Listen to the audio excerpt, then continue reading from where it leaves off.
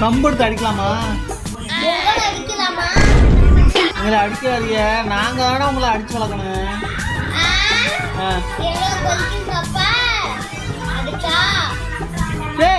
நீங்க சேட்டம்னா அடிக்கத்தானே செய்வோம்.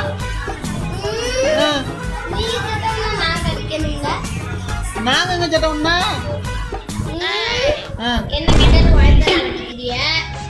என்ன கேட்டாலும் வாங்கி தர மாட்டேங்கிறேன். அது சேட்டையா?